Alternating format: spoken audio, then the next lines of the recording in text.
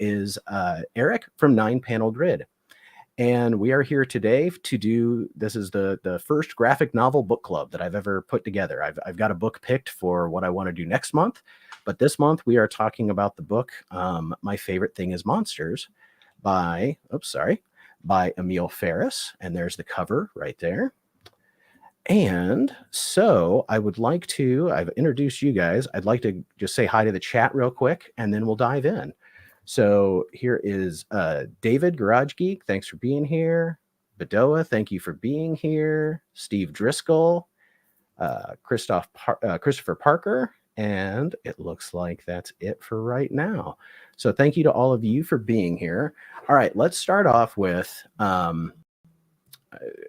let's talk about the history of this book, a little bit about how the author put it together, or the creator really, because she wrote and illustrated this whole thing. So I'd like to start with Eric. You had mentioned that you wanted to talk about this with me. What do you know about how she started this book? Well, first and foremost, let me make an embarrassing admission here. When you told me that we were going to be reading Your Favorite Thing is Monsters, I literally took that as Your Favorite Thing is Monsters, and I had to plow through Barry Windsor Smith's Monsters, only to realize that it was completely the wrong book here, and I had to go pick up the real book here. So, just kidding though. But the Barry Windsor Smith's book is a good one though. Exactly, that's on my list. Oh, good.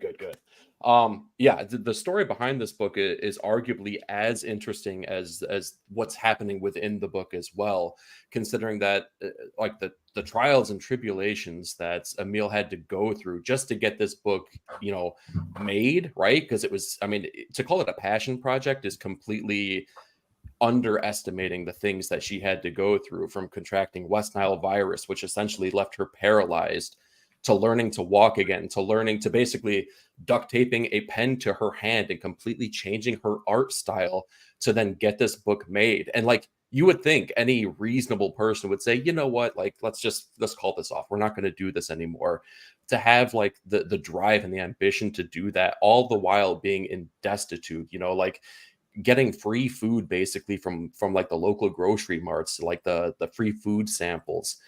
And then to get it in front of a publisher that says yes to you, and then have that fall apart because like the distribution like just all goes to hell, and have to find a new publisher on top of that. Like the amount of things that she had to go through, it makes it so gratifying that the book got in front of all of our eyes and it became this huge hit, because good Lord, anything less than like a stellar reputation would not have done this book justice with everything that she had to go through. So it was just, it's a stunning process that she had to go through. I knew some of it because I had heard a story on NPR, but I didn't know this until David, the Garage Geek, who's in the chat, he sent me the free comic book day, My Favorite Thing is Monsters, where she does tell the backstory in her art style.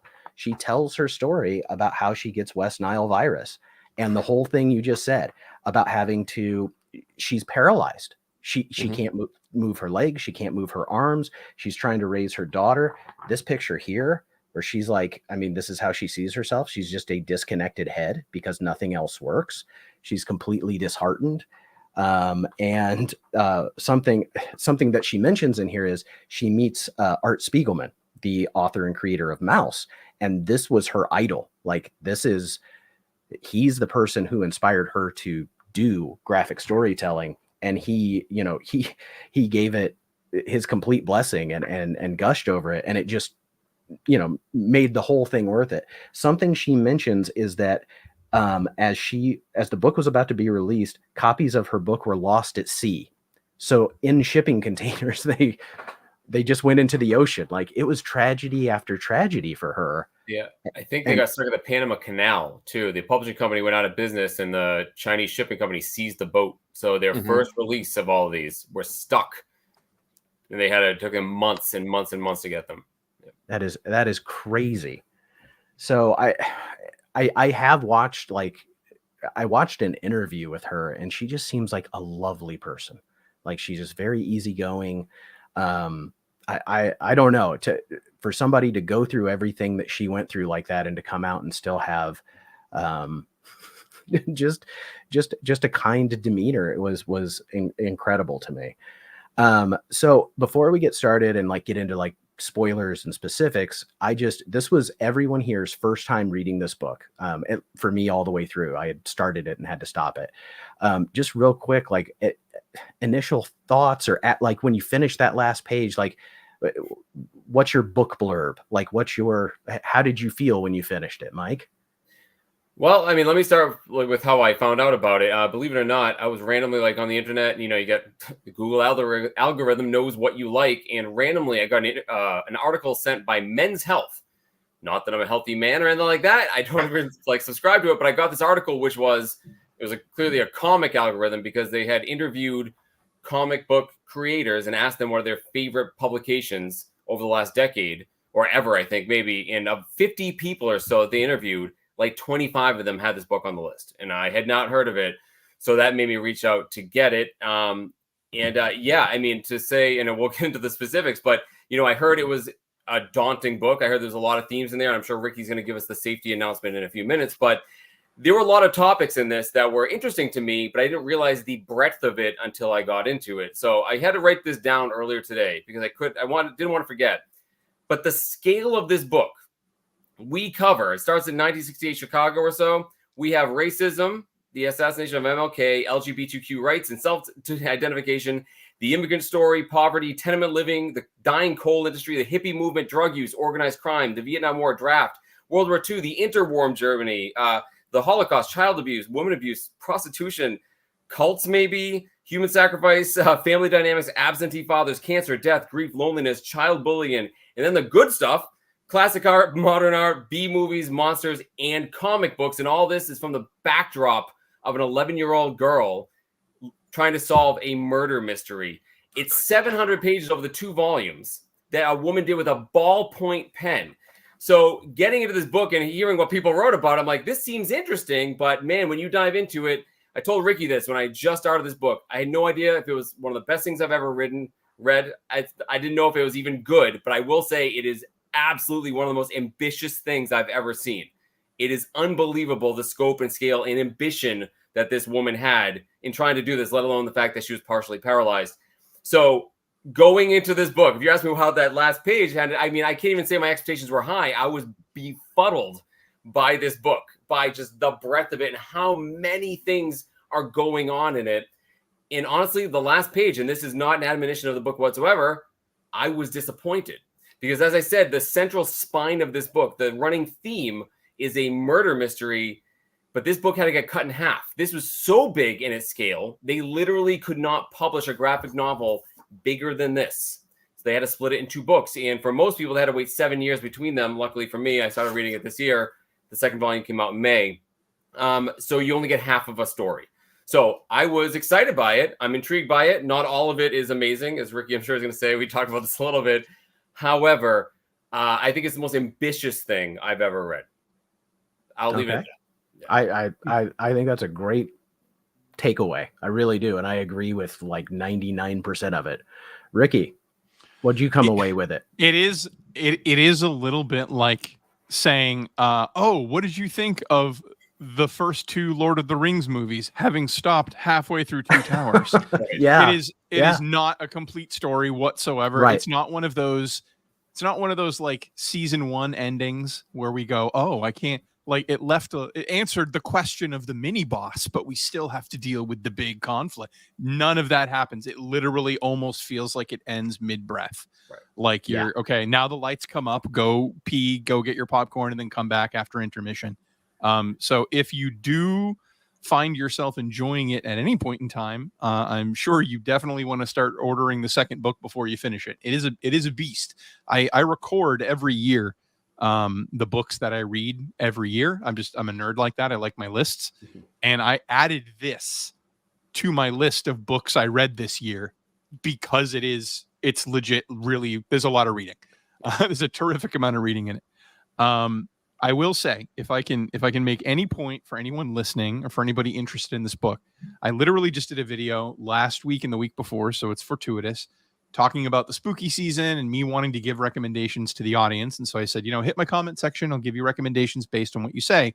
But I had a little skit in one of my videos 2 weeks ago, where I've been doing horror and disturbing media for so long that my breadth of knowledge of it ranges from, you know, a movie with light bullying and maybe someone steps on a dog tail to genocide, like the worst of the worst. And so it's difficult to talk about disturbing movies because you never know where the other person's going to meet you. They could say like, dude, the Saw movies are so gnarly. And I'm like, oh man, you haven't seen any French experimental films where they make the children act like adults. Wild stuff. So like, you never know where you're going to meet somebody. But what frustrates me about this book is if you look at the front, if you look at the back, if you look at the notes, all it says is like a stunning triumph, a great story. Wow. What a great time. There's no indication that you will be looking at artistic renditions of child sex slaves. There's no better way to put it. There's no better way to put that. And here's the deal. I want to make this startlingly clear. I never speak for anybody else, but I will speak for this panel on this, where this isn't one of those instances of like, I wish this was censored.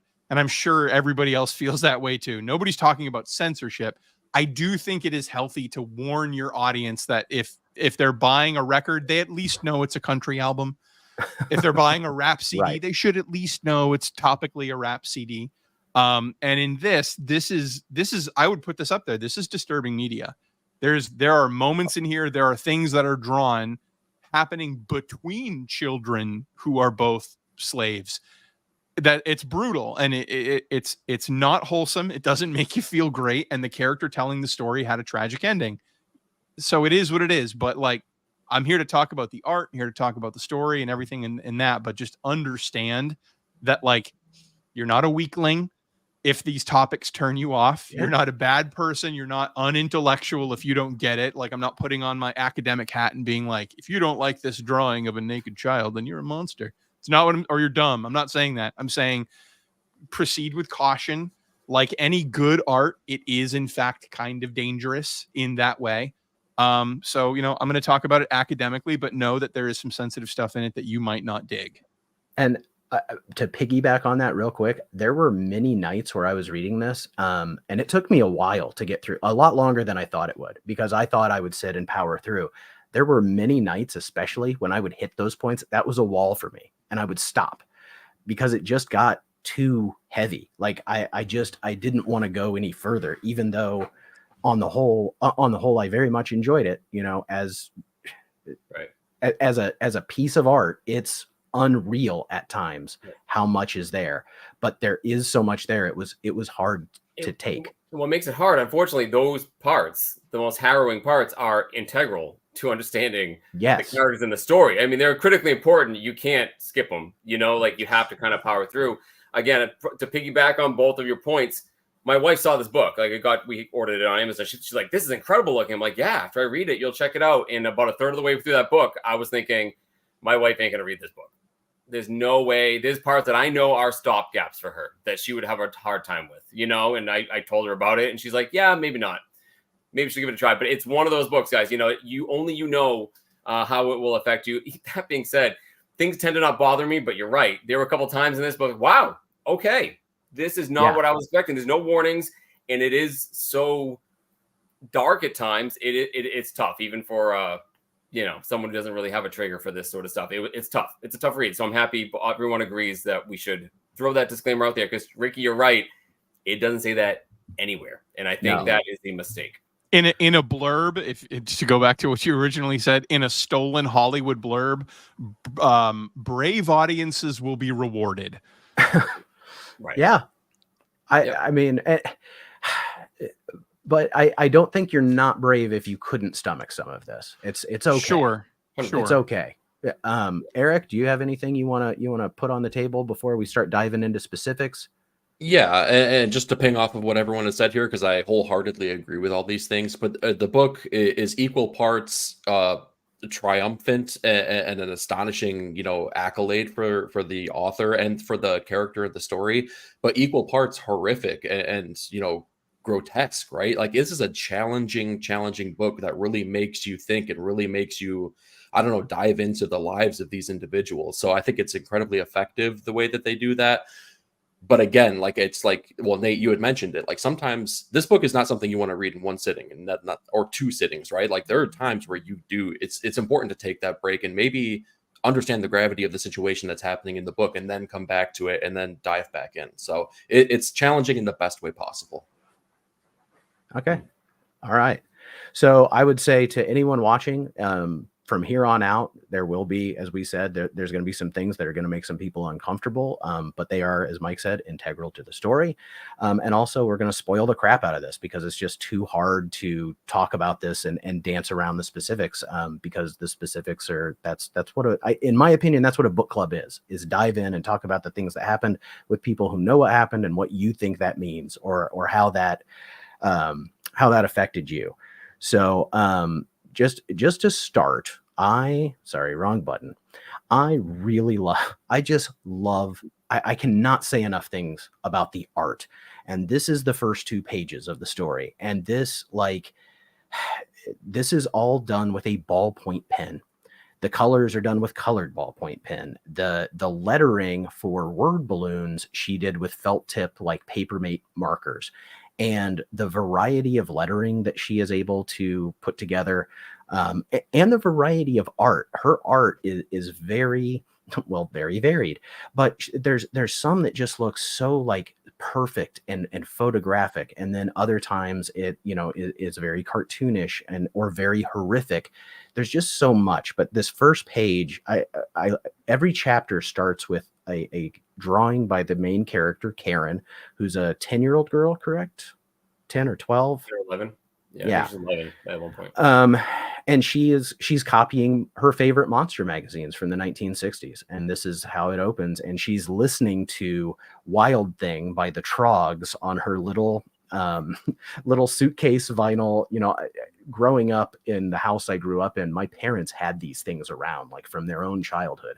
And this just cracked me up. But I love how she has the words Wild Thing on the musical bars coming off of the record. There's just like the way it started, and I will say, didn't set me up for where it was going, because this almost felt a little whimsical, with this child's POV of her turning into a monster, and it starts with her having a dream of turning into a werewolf, and then going I snipped this picture on purpose because this is what I'm talking about with that.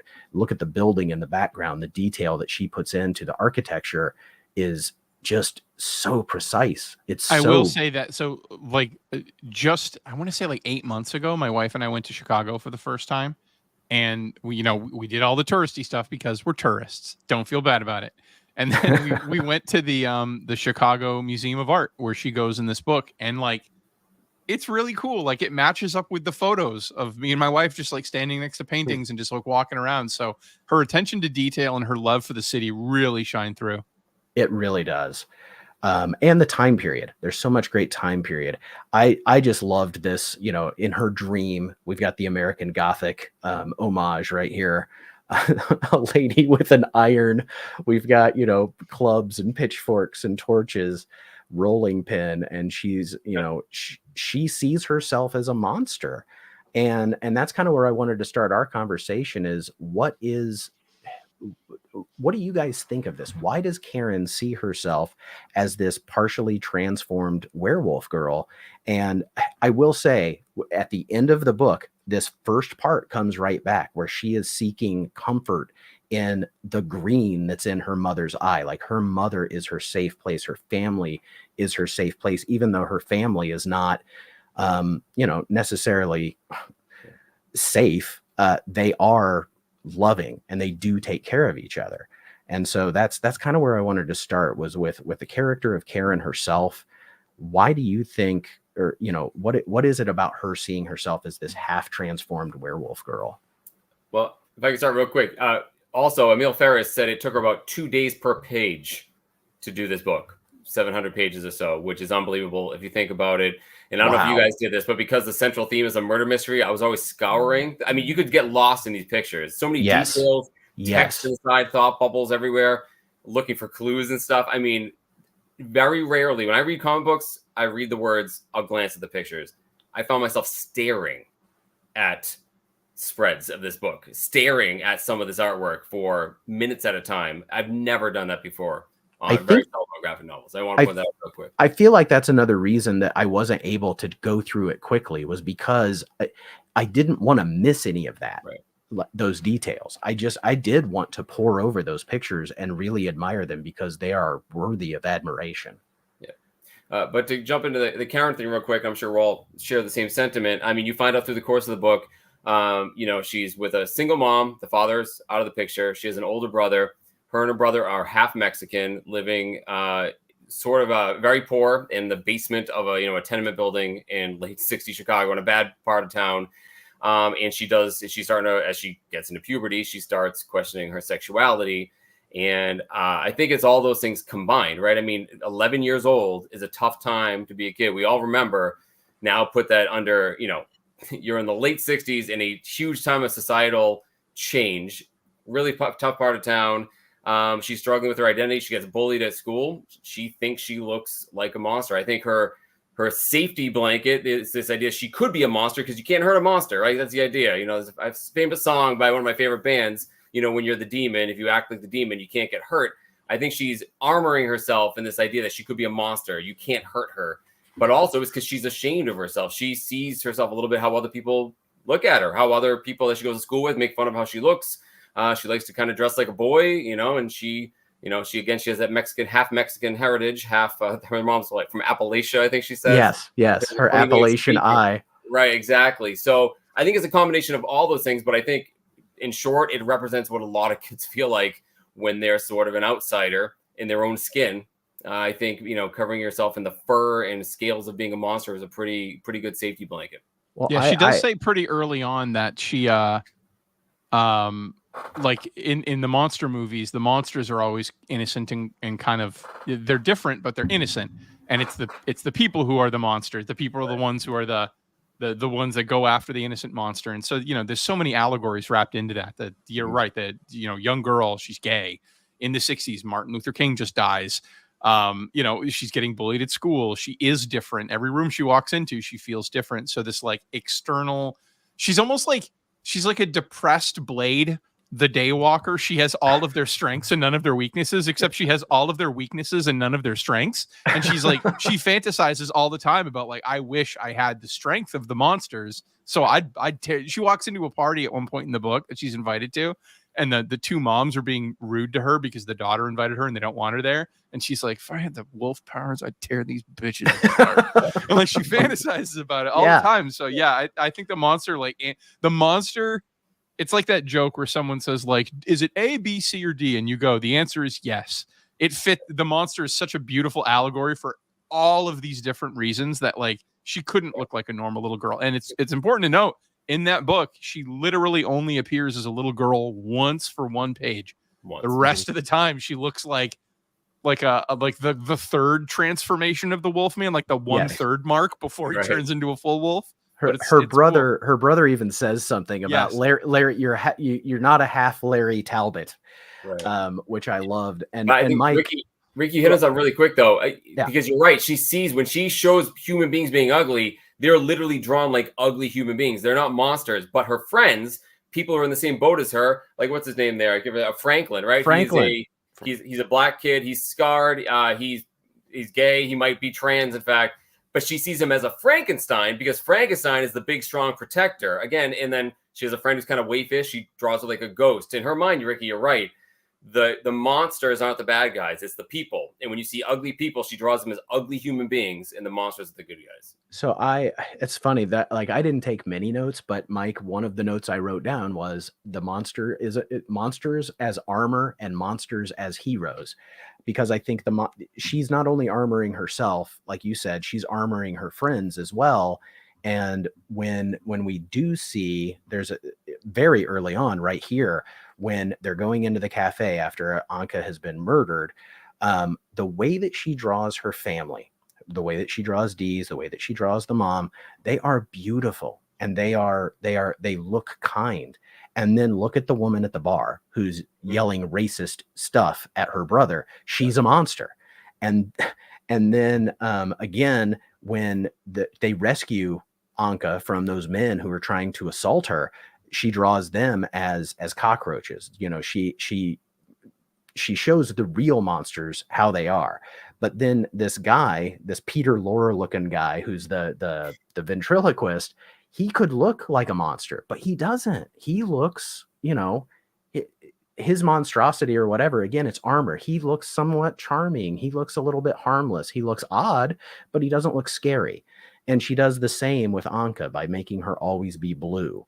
And I'm not great on themes and things, but and Anka's husband, I thought looked like Boris Karloff, looked like the mummy.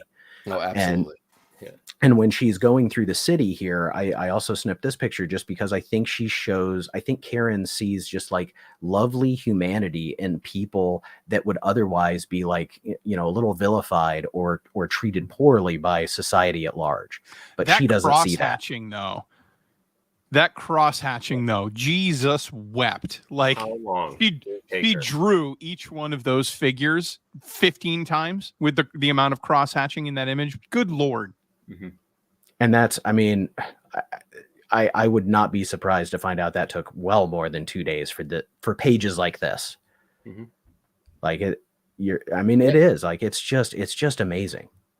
Yeah, like I said, you stop on works of art sometimes and you just stare at it and you look at those little crosshatches like, did she really do that? And I'm trying to look for like, you know, seams in the art. Like, did she copy and paste? Was it digital? No way. You look at it, no matter how close you get, she did every one of those pen strokes by herself. It's nuts. It's nuts. The amount of work and the achievement that she got by getting through this is just, it's Herculean. I cannot, this thing is insane how much there is. And so it was, I everything you guys have said.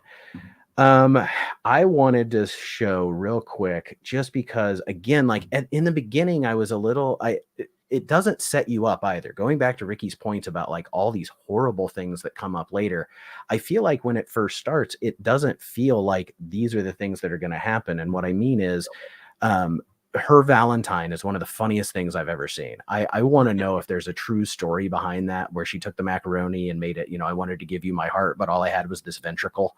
And her and her brother think that that's, you know, hysterical. I think it's hysterical. And again, Franklin, the monster, he enjoys it. But then, you know, back at her school, this cootie step, this whole not the nexus of her bullying, but where we see it really starting. When you see the kids in that yearbook picture, they look mean, they look evil. The nun at her school does not look like a kind teacher. She looks like somebody who is hateful and ghoulish. And it didn't prepare me for where the story was going at all. Not that I think that's a bad thing. It's just, you know, initially I kind of felt like I was going somewhere else. Can you go back for a second? I just want to point something out while we're there. Okay. The bottom left there with that classroom, it is really easy to open up a random page in this book and think to yourself like, oh, it's indie art. I get it, because it's kind of shitty. But I have to say, you will look at an image like that and you will go, oh, I get it. It's an independent artist. It's kind of, look at the weird perspective on the way the floorboards kind of run into the wall. I'm here to tell you, you will turn the page in this book and you will realize, oh, that is always intentional, because she can draw anything she wants. She can do whole structures, like one for one, like it was a photograph of a building in Chicago. And then she can give you something like this. So there is a kind of like dancing whiplash that you have to get used to when you're reading this book of like, wow, what a beautiful page. Wow, that's interesting. It's back and forth, and there's no consistency. There's no dance to it. She's not trying to be clever. The image that she makes always fits what she's trying to say. Right. Well, and it's very clearly, like you said, done with intention too, because we've all been there. We've been in school where we've been doodling in our notebooks, and when you're doodling in your notebooks, you're not worried about perspective. You're not worried about, you know, the interpretation of the figures or the weird faces.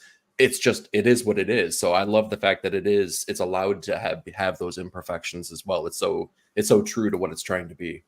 And there were points later where the art got very sparse, almost like it looked like, oh, I'm running out of time and I need to do this quickly.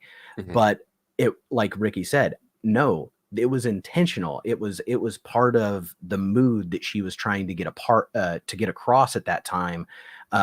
Everything was thin because at that point in the story, especially Karen and Dee's, they're having a conversation. They're thin. They're hollowed out from this experience that they go through as a family. And she got an F on her math test. And instead of like, she just draws all this great stuff over it. And I just loved that. So this was a section, and I'm going to click through these as well because Ricky brought it up, the artwork where again, Emile Ferris is an incredible real artist. So this starts with her brother is pulling BBs out of her arm because the kids in the neighborhood are going on a bastard hunt. This is another aspect where she's being bullied. So they're shooting at kids who don't have dads.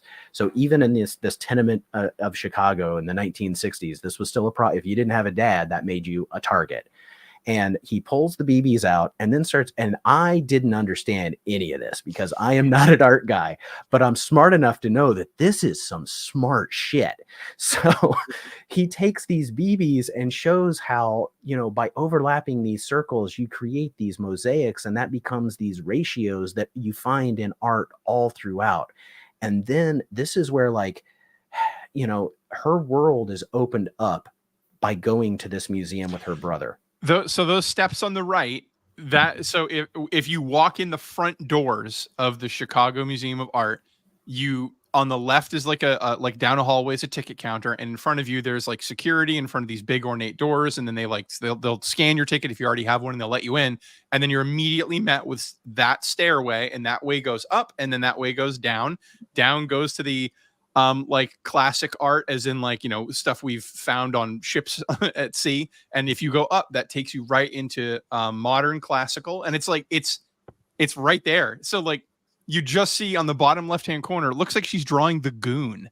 And then you look on the right and it's the same Goon characters, but now in this literally 1-for-1 recreated space. Like, this is the stuff that makes me go like it, even if you're not into art. I'm not into art, but like, that's genius. Yeah. And, speaking of 1-for-1, this is where I feel like I've spent days just on these pages walking through because I kept looking at the artwork, and I looked up a couple of these pieces because she has the notes of what they're called. The titles. Yeah. My girl cites her sources. Yeah. And so I started looking these up on my phone and comparing them, and they're incredible. They are incredible. And I felt like this section of the book, you've got these people who are this family that's extremely poor. They're taking advantage of what they have around them, but they're just this art as knowledge, art as armor. Her brother's literally covered in art. He's an artist. He's covered in tattoos. She's an artist. I love the pointillism here, the way that she just shifts her art style, as Karen, but also Emile Ferris doing all of this is like so layered and intense to me. And this one I looked up on my phone. I was like, I want to see what this real one looks like. And it's great. She did such an amazing job of recreating these. And I just, it was completely blown away. And it's one of the early examples too in the book of how Emile Ferris shows Karen and the influence that is given to her through every little facet of her life that were shown in the book, right? Whether it's the artwork, whether it's the familial relationships that she has with her brother, her mother, like it's one of those show don't tell things, and she does such a good job at conveying that like throughout the entire breadth of the book too.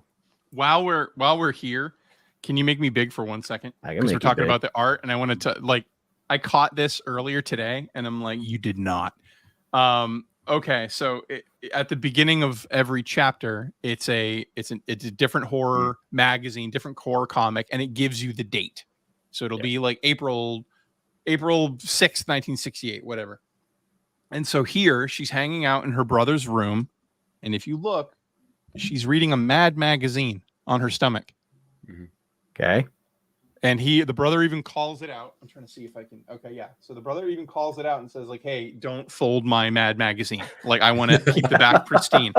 So my ass thinks, no, she didn't. And I go online It's the same Mad magazine from 1968 that she's holding on her stomach. Wow. So like they went that far. Yeah. To that's what I'm saying. That's the level of okay, it's April 1968. I should include the actual what is April 1968's Mad magazine, and she did it. Right. And I think this is the other problem. Like I said, sometimes I'm looking at this art, I don't want to miss anything. I want to make sure I appreciate the work she did, but you also get the idea that there's something in there that you might miss, right? The attention to detail. And Ricky, you just proved the point. There's Easter eggs. There's little things in there that will reward you if you go down that rabbit hole. The question is, how deep down that rabbit hole did you go? You're scaring me a little bit because now I'm worried. I didn't notice that. Now I'm worried I might have missed some more stuff. But and there's like if you could count, like if you had $1 for every time she used the hole in her notebook artistically, like it's a wheel on a car or it's the light in someone's eye. Yes. It would pay for itself. She's always playing with like the space of the page or the lines or rungs on a ladder or something. It's man. Yeah. Well, and it's the spooky season too, so it almost plays just like some of the best horror movies that you would watch too, where you watch the first time and you get all the jump scares and you're like, okay, but then you watch it again just to look for all the little details that you missed, all the ghosts that were in the darkness that like, oh, there's a head right there, there's a hand, you know. Yeah, like in Black Christmas, the remake, my favorite one from the 2000s, not the new one, the middle one, the cell door for the killer that he's behind in the insane asylum. We only noticed we watch this movie literally every year and have been doing so for 15 years. And it was 2 years ago we realized that the cell door number is 1225. And I'm like, Christmas, monsters. So we love stuff like that. All right. Ricky, you said you had a lot of like notes and things. I mean, you guys can jump in and anything you've got that you want to bring up on this. So I really only have two things I really want to talk about. Let's do it. Okay. One thing, Ricky, why are you bringing up Kanye West? I'll tell you why I'm bringing up Kanye West. Kanye West, a number of years, everybody knows this. Everybody knows that Kanye West had an issue, mental issues, racial issues. I don't know. I'm not going to diagnose the guy, but he self-admittingly had some mental health issues, and we all know that he kind of went hard on the Jewish people for a little while there. And one of his things that he used as evidence of the Jewish people they didn't have it so bad in World War II, the Holocaust didn't happen, was in this book, but she didn't make that connection. I'm making that connection for you now. So here, let me show you a little something I already pulled up. This is Theresienstadt. This is a internment camp that ran from 1941 to 1945, and it's notable because in 1944 they invited the International Red Cross to come and see how well they were treating the Jews. This isn't such a big deal. It's great. And so they installed fake stores, and they treated it like a big photo op for them not looking like absolute monsters. And so the Red Cross came in, and the Red Cross was doing what they said they were supposed to do, which is we're going to take photos of what we see. And so the Germans were like, this is a fantastic opportunity. I don't want to say the Germans, the Nazis, they're not the same. The Nazis were meticulous about let's make fake shops, and we'll pretend that they're going out and they're shopping. Exactly. I snipped that. This was a powerful moment in Anka's story for me. So this doesn't connect to Kanye West immediately, but these photos have existed, and without context, and you could be a Googling one day and you'll look up Jewish internment camps. What was life like? And yeah, eventually keep scrolling and you'll find like, wait a minute, why are they wearing furs and shopping? Because it was a giant photo shoot to make it look like they weren't committing war crimes. And so in this book, at one point, she goes to this internment camp and it's just set up this way. So it's this, but she doesn't, Ferris doesn't take the time, and I don't think she has to, but she doesn't take the time to like sit down and break, oh, well, this is why it looks this way. It's kind of implied. But it is an interesting historical fact that is in the book, and it does link to Kanye West in the way that he was saying. And a lot of people still say that, oh, this is evidence to prove that World War II either A, didn't happen or wasn't so bad. When in reality, no, it happened this way. And we have these photos because it was so bad. They knew it was bad and they were trying to hide it. And so that is interestingly woven into the story. But what's great, Ricky, is that scene works even if you don't know that history, because it's the idea that it's fake. She's looking at a bakery. Look at all this amazing food, and she sees it's actually infested with rats when she looks close. So even if you don't know the history, clearly the allegory is there, right? It's clearly the metaphor. It's all staged, but really behind the scenes, there's just rats everywhere infesting it. It's not real. So it still works metaphorically, but yeah. Even if it goes completely over your head and you're just looking at it like, it makes perfect sense. Like the tree that waves in the wind when there's no wind. Right. Yeah, I remember getting to that point in the book and literally going, no, go, get out of there. Like, as if she had a choice, but right. But I mean, it was like this moment where she was almost disarmed, where she was thinking, maybe it's not as bad, even though she just got off that horrific train ride. But Anka, I guess it's a good time to talk about her. So Anka is someone who lives in her building, who has been very kind to her, but she's a very damaged person, and she is Karen always draws her as being blue. And her husband is the one who looks like Boris Karloff as the mummy, and her brother is having an affair. She's walked in on her brother having an affair with this woman at one point. Correct? It was her, right? It was her, and she described her as she was covering her eyes as if she was picturing somebody else. Yeah. And I don't know what that meant. Like, I didn't want to think about it too hard. But in the last page of the book, if we're talking spoilers, the fact that like maybe there's like a twin brother involved now. That's what I don't. Okay. I haven't read it yet. I haven't read the second book either. When I got to the last page, and that would be like, I was disappointed because it stopped in mid-sentence. It stopped in mid-word. Like, I didn't understand what that meant at all.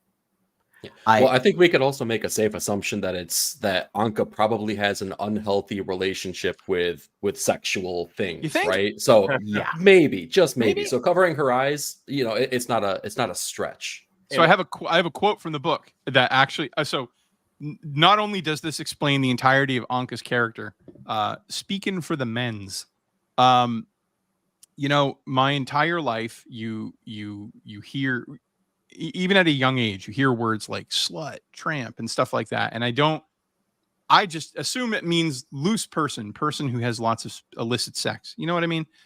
This book was the first time I've ever read someone explaining what that means emotionally and where that comes from in a young person, that I had to mark it, and I had to use this as the writing is, I will say this. Me and Mike were talking about this behind stage, that like, the writing in this is a little inconsistent. Sometimes it's the dialogue doesn't punch or whatever, but like I would say probably there's a fair third of the writing where I'm like, that's a little boring. But she hits stuff like this.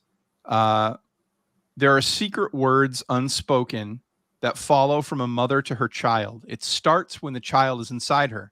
Because of the secret words, either the child will feel that the door of the world is closed to them, or that they are welcomed into it. For the child who isn't welcome, there is always the impulse to oblige the mother and leave. This temptation whispers to them all their lives. It tips their better judgment off balance. It causes them to ignore their intuition and dance on the edge of the chasm. Christ.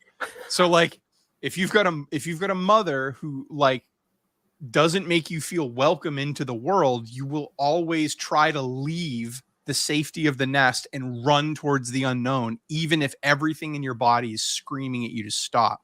But if your mother says you're welcome into the world, you move at your own pace through safety.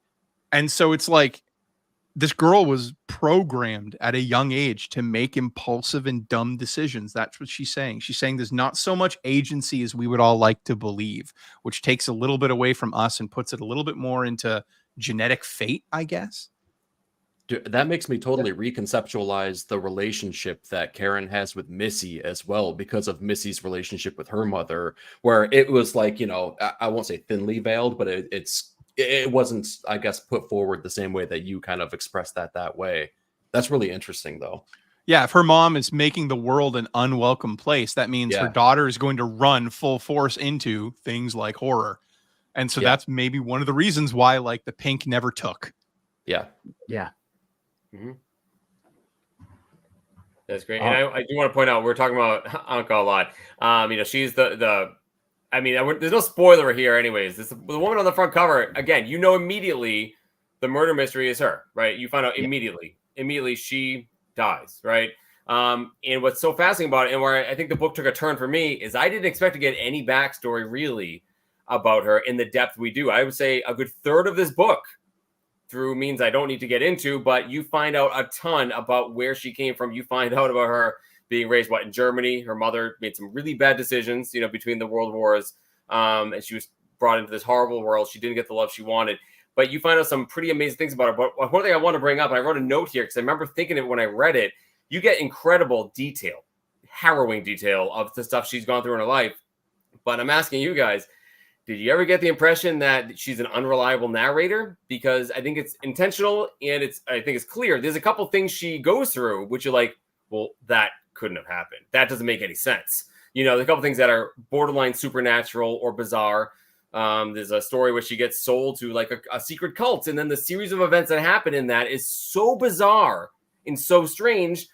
I was going back and forth between, is she intentionally lying, or did she repress something? Are we looking at a child or a grown woman who has repressed memories of her youth? Is she filling in the blanks? Is she doing what Karen does? Is she armoring herself in this monster, making herself strong by making up a story that's improbable or impossible? It changed the whole thing for me, because, again, for me, I like the history here. This is some interesting historic stuff. Oh, wait a minute. None of that made sense. And it makes you question her character, especially when you realize later that she wasn't quite all there. Her husband admits it, all the time. He knew her sexual proclivities. He loved her anyways, but his biggest concern about her was her mental health, it seems like, not that she was sleeping around. So it's amazing. I don't think there's very few works of art, of story, where there's a character who is dead and we get this rich of a backstory and into who they are. And I think it's awesome, but I think you're led to believe that not everything she says is true. I just want to ask you guys if you got the same impressions I did. Her story too is told orally. It's coming from a tape. She's being interviewed by somebody. And like you said, like, she is so damaged. When Karen and her mother find her outside half naked in the wintertime, she struck me through the entire thing as somebody who couldn't necessarily be relied on because of what she went through. But like you just said, I don't know if she went through everything she went through. Not that she was not traumatized, but like, especially that death cult supernatural stuff. Yeah. There was the moment where, spoilers are all on the table, but her mother murders the person that cared for her, that actually gave her love when she was living in this. She was a child in a brothel, where her mother was a prostitute, and the caretaker that took care of her was then murdered. And then she's wearing that plague mask, and she's walking up the stairs with the knife, and it's implied that she murdered her mother, but they don't show it. And I just wondered if that was power fantasy, if that was, more than it was some kind of reality that actually happened. Yep. 100%. I got this exact same feeling about that, because it just ends. Like, you don't get a payoff and you don't hear about it. No. Right. But then then the other girls that she interacts with have also lost their minds. So when she goes to the second brothel and she meets Dolly, that little girl who trains her in the ways of a woman, she says, my name's Dolly. And she goes, oh, well, they call me Dolly because I always have paper dolls with me. Oh, okay. What's your real name? I forgot that. And then later on, like a page later, she goes, oh, my name's Jamie. And I'm like, are you telling me the truth now? So it's like, there's clearly like a line of like infection of like what this damage does to you and how you move about the rest of the world after it happens. And you have to wonder, remember, all of this is being told twice, because it's not just being recorded by Anka. It's Karen writing this down. Is Karen filtering things out? Is she not finishing the sentence, so to speak, or the art in her own book, because it hits too close home. I don't think that's necessarily the case, but it's definitely something you have to wonder: are we getting the whole truth from Karen either? So this was something I wondered, and this is I got to add it to the stage here. Okay, so this is where she's walking up the stairs with the knife to murder her mother, which doesn't happen on screen. And then this is her at the new brothel, and this is the first time she's blue. Drawn as being blue. And then here are the girls that she's with, and they are also all blue. So is that thematically kind of this, are they all broken with this, I think with Is what it we're a talking loss of about? innocence, or Well, I think Yeah. Karen says her mom says she says when they're sad, they're blue. I thought that's what she said at one point. Okay. So Karen, I think when she sees someone and they're sad, she makes them blue, quite literally. And I think that's why you see it happen kind of gradually in some cases. Or maybe in Karen's mind, that's the point, or could it be Emil Ferris saying at this point, this was the turning point. No going back, loss of innocence. But I thought it was said that her mom called them blue. That's at least how I remember it. Yeah, Anka's story, like, it went on so long, and it was interesting, but it kind of took me out of the flow of Karen's story because of the amount of time it took and how weird it got. And like, especially that point with with the cult and moving, it just seemed almost like and it was a different story, but that was one of the things that I would say was a little bit of a negative. Anka's story is completely important. It just may have gone on a little long for my taste. Okay, so I you can call me weird, but I think this book invites weird interpretations. Without a doubt. I kind of that's why we're here. Right, like almost instantly, but really quickly. I thought the sacrificial scene that she was envisioning, surrounded by the church people, and then the act of death, and then the altar, and that there was a girl already there when she got there. I thought it was an abortion. I thought that's what was happening. So she's at the brothel and she has this bad experience, and then the next place she goes after the brothel is they're taking her to this place, and there's this death ritual involved, and there's already a little girl there who clearly already went through it, and so she's going to get on the table next, and she hauls ass. I don't know. I don't know, but I'm saying, like, the point is there's legs depending on how you look at it, no matter what you see in this book. So, like, if you're the type of person who hates the ending of a movie where they don't tell you outright who the killer was, you might have a rough time with this one. But if you love the movie where they give you options, shit reads like a choose your own adventure sometimes. Yeah. Well, and there's a lot of visual imagery too of flowers and blood, which could be taken a lot of different ways, but that could be, it could be that. 100%. And one thing I want to point out what Steve said down in the comments there. Yeah, I mean, the one thing I thought about this too earlier, Nate. Yeah, there's a lot of Emil Ferris is a Jewish woman who, I think she is not straight. I believe, I'm not entirely sure about that. But she lived a lot of these things, which is why the details are so good.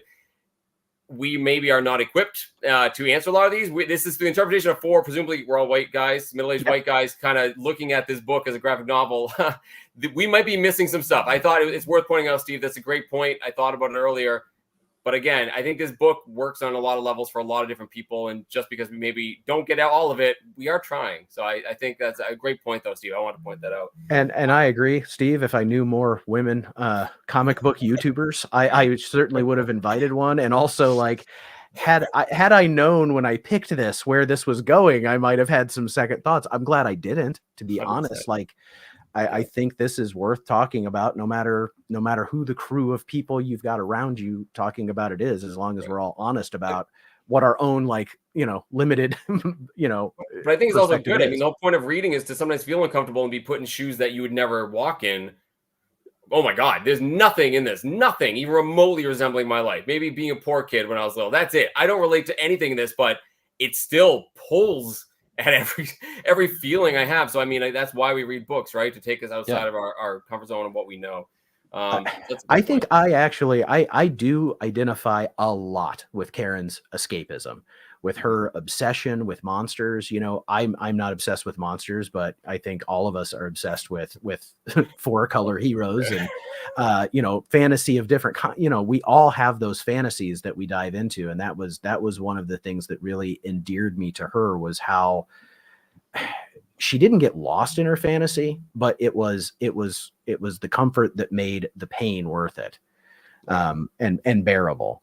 I wanted to talk about, if I can find the picture.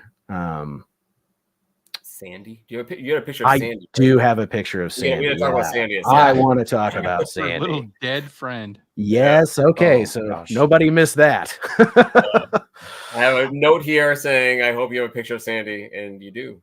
Yeah. There So she- Sandy was the saddest story in this, which was kind of hard, but there was just something about this starving little wayfish girl always asking her for candy.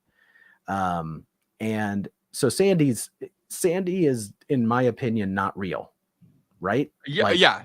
That's, I yeah. mean, that's made a little clear later on with Frank. with Franklin, Yeah. like through the whole thing where they go through the museum, that she keeps repeating things that Sandy said, like he should know what it is. Right. But, and also, like, right here on this first introduction to her, she sees her as a werewolf. She's like, oh, you're a werewolf detective. Like, but nobody else sees that, because that's only the way that Karen sees herself.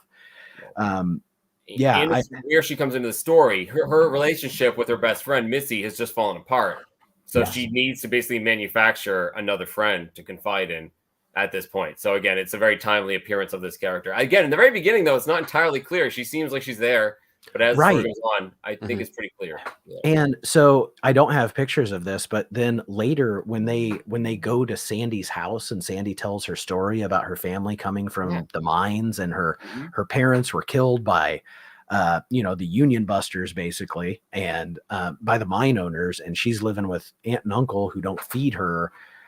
I feel like there's a real story there, like that this is something that really happened, that Emil Ferris learned about and wove in.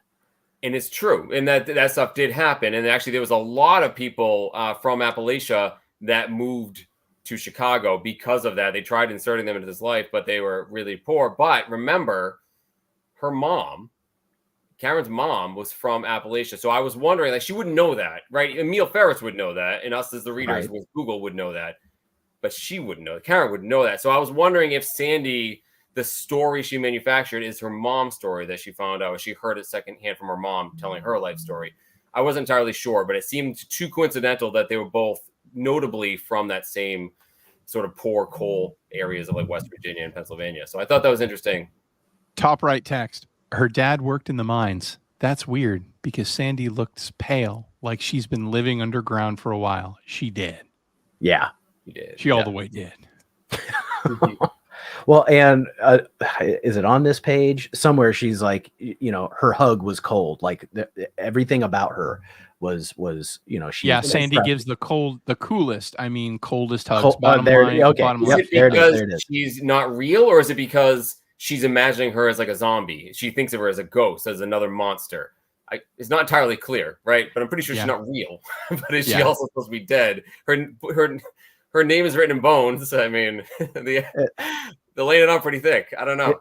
It's a weird element, but I really this gave off, like, I mean, it was just like I loved that there's a ghost story in the monster book too, you know, for all those layers. And as Ricky pointed out, look at the art style. Look on the left, she looks like a Peanuts character, and on the right, she's, you know, her face is incredible. So it's just So you did mention that you related a little bit to Karen. I'm gonna go out on a limb here and say the character that I actually related to the most was Missy. As I get older, you know, when we're all like we wake up to pee at 3 a.m. and we try to go back to sleep, and we're like in our own heads waiting to fall back asleep, and you replay the moments in your life where you always said the right thing, and you really stuck it to your teacher. You had the best quip locked and loaded.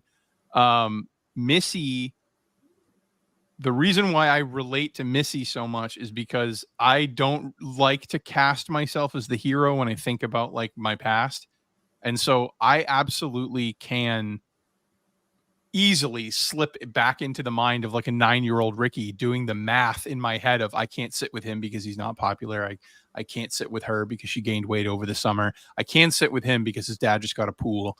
And that like logic of how you actually choose your friends as a kid. And it's not the summertime movie made by Robert Zemeckis where like two kids just meet and they get along forever. Like there's a rationality between who you decide to hang out with as a kid. And it's pretty cruel. And so like I did relate to Missy in that like her falling into Karen's arms and crying her eyes out, being like, I don't know why I did it, but I did it because I felt like I had to do it. It was partially my mom, but no, I made a decision and I feel shitty about it. And so like, I don't think you're a monster or you're a human in this case, this book, because it doesn't reverse. I don't think you're a bad person because you did that. I think you're a bad person if you know that you did that and then justify it. Just own the shittiness that when you're a kid, you make stupid, cruel, selfish decisions. And as an adult, you're not going to do it anymore. But like there is a little bit of probing the cavity in your mouth where you just kind of play with that pain of like, yeah, I probably did that a bunch. I'm sure there's someone out there who I'd said something really mean to because I was an asshole kid. Oh, yeah. But I think it's shockingly mature to admit that as an 11-year-old kid. Like that's the thing about Missy. I was actually surprised. I thought that was the end of the story there. And I was really surprised that she kind of redeemed herself. That was odd to me. Didn't see that coming because I just, again, Ricky, something you realize when you're older, maybe if you're lucky, you're late teens, but I don't think a lot of kids do that. I think it's something to realize that keeps you up at night when you're in and your that's 30s. where I think the Emil Ferris, the artist behind the art leaks through a little bit. And like, this is a conversation they would have over 5 minutes of running into each other at a grocery store. That's what that really looks like. Right. Like, hey, are you Jeremy? I was a piece of shit. I am so sorry. See you later. Your kids look cool. Yeah. But like in a book like this, it's an impassioned plea from an 11-year-old. But yeah, you're right. It doesn't happen. Yeah. All right. Anybody else have any specifics they want to bring up from the story before we just kind of give like final thoughts? And I want to know, like, I want to know a couple of things from you guys, but any final thoughts, or anything else? Can't wait to read part 2. I'll tell you that. That was my next question. I didn't want to affect what I said. So I did, do this because I was excited to see what was in it. But no, I mean, I'm pretty excited about this. And I will, again, before, I guess if we're going, I guess I'll jump to my final thoughts here. I mean, hopefully people aren't scared of what we talked about. People who are listening right now, I mean, clearly we all think it's an incredibly ambitious and definitely exemplary work. We don't do a book club to talk about, any old, Marvel or DC graphic novel all the time. This is something pretty special. And I think most people that have seen it would say so. I would say if it's something you think that you can stomach and that you wouldn't be triggered by, I think it's something worth reading, whether you are a woman, Jewish, LGBTQ, or just a couple of white guys. I think there's something in here that everyone can relate to. Clearly, we've all picked and chosen and found things that have affected us. And hopefully we didn't scare people away, but I think it's something worth reading. Like I said, I can't tell you it's the best thing I've ever read. It's strange. It's all over the place, but I can say it's the most ambitious and I say shocking, not like I was surprised, but more, I just can't believe the scale and scope and that one person did this with a ballpoint pen. Yeah. And for that, I think everyone has to at least give this book a try. You may not finish it. You might not. You might get to a point 20 pages in and be like, see ya. At least you saw those 20 pages and you hopefully you can really appreciate the effort that went into this. I'll reserve my final judgment after I read the second half. Yeah.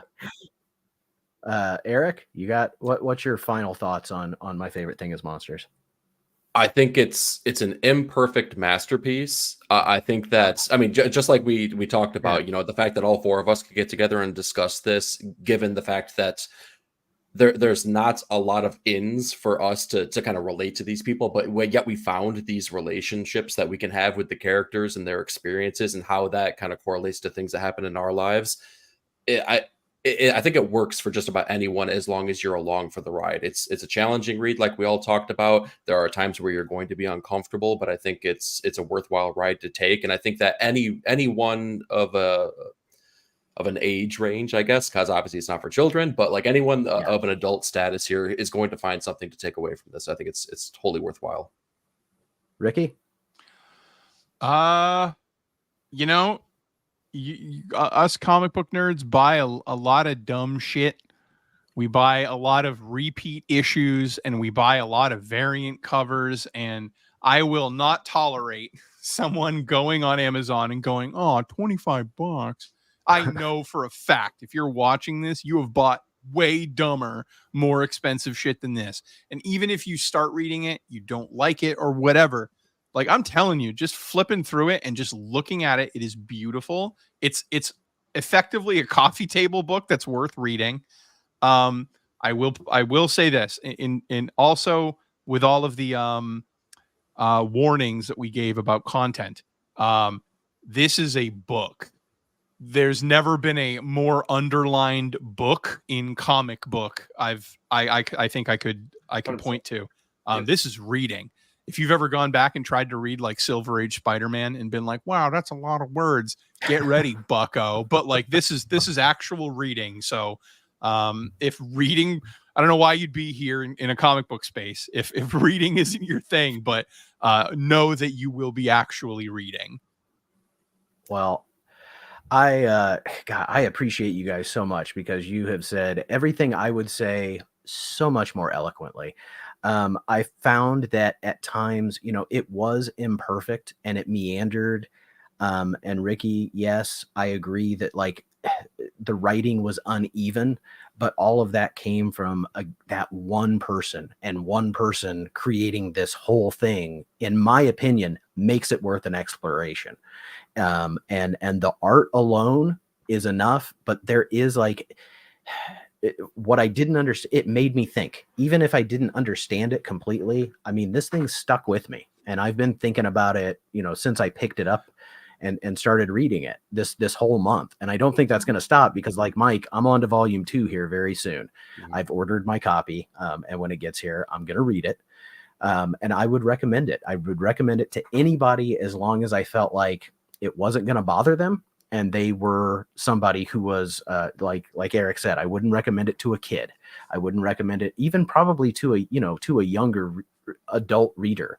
I would want it to be somebody who's got a little bit of maturity to them, because like you said, Ricky, you recognize yourself at different points in your life, and I think you need a little bit of distance in order to have that be as effective as it was, at least for me. Which is what makes it so bizarre, because the character of Karen, the fact you're seeing it through an 11-year-old's eyes, and she's going through some very 11-year-old types of things. She's a very heroic character. Like one of them, really, I don't know. Again, I don't know how it's going to end, but like she is an incredible literary hero, at least so far. And there's a lot of messages in there that I think are very important to kids who might be in very similar situations. It reminds me a bit of when I was a teenager and my parents are like, you should watch Schindler's List, right? Everyone has to see it, but knowing you're too young to see this, but you're also not too young to see it because it's an important thing to see. It reminds me a bit of this, but there's a lot of stuff in here which I do think, although it'd be great for a kid to hear, maybe they can relate to it. There's some stuff in here I'm not so sure, but again, that's maybe me being a prude. I'm not sure. But no, it's not. I mean, we're 3 of us at least on this panel, I think, are parents, and it's like when I was reading this and I was thinking about my son, who is right around her age, and I just thought, she is completely heroic and strong throughout this whole thing with everything that is happening to her. And a personal thought that kept coming back was, man, I hope Archie never has to deal with anything, this heavy. And so while those lessons are good, those are for him for later. Like that's not for him now. It's like, I don't want my kid to have those kind of thoughts about what the realities, some realities I don't want him to know yet. Well, and she's dealing with very, very, very adult things she shouldn't have to. And as a as a parent, I think we can agree, like the biggest fear is like you raise your kids in this world where you see these horrible things going on, but you shelter them from it. This kid is not sheltered from anything. She experiences everything like an open wound. And that's what that's one of the things that makes it, I guess some people would say it's icky. Honestly, it makes it just hard. It's hard. It pulls at your heartstrings. It does. More than most protagonists in stories. Again, I can listen to this stuff happen to other people, hear Anka's story, and you're like, okay, all that stuff happened back in World War II and stuff. But then you're like, oh, it's an 11-year-old kid. It's like, no, it's different. It hits differently. But I guess that's why it makes it so rewarding. I guess that's why we're so invested in it emotionally. Very few books get to me like this. That's saying all something. Right. Well, I want to thank you guys. I want to thank all three of you guys for being a part of this. Again, I really feel like I invited just the best damn panel I could have. You guys added a lot of intellectual weight, and that's what this needed. I would like to show real quick here. So next month, I don't know a date yet because last week in November is going to be Thanksgiving. So I don't know exactly when I'm going to do this, but the book I'm going to read for next month is going to be Black Hole by Charles Burns. This is something I read many years ago, and it's another weird one, but this one's weird in a much different way. So I need, and it's a little bit, even though it's weird and heavy, it's not as heavy as my favorite thing is monsters for sure. So I'll have more information coming on that later, but I had a whole stack of books trying to decide what I wanted to do. And because of just the tome and the weight of this one, I wanted something that was a little different, but especially with graphic novels, I have found that a lot of them are dark. You know what I mean? Like I'm if you guys have like some good comedic palate some comedy, cleansers, yeah, Ricky, all that dumb shit you said we buy, I'm following this up with some of that. I would love some suggestions because I kept finding stuff. I'm like, oh man, this one's another Holocaust story, and this, oh no, this one's another one with dead parents. I can't do this one either. I need something else. So I'm gonna go with Black Hole, which is a very bizarre story about a sexually transmitted disease that turns people into literal monsters. All right. So thank you everybody for being here. Thank you to everybody in the chat, and we will see you next time. And if you guys will just hang out for a minute, yeah, absolutely.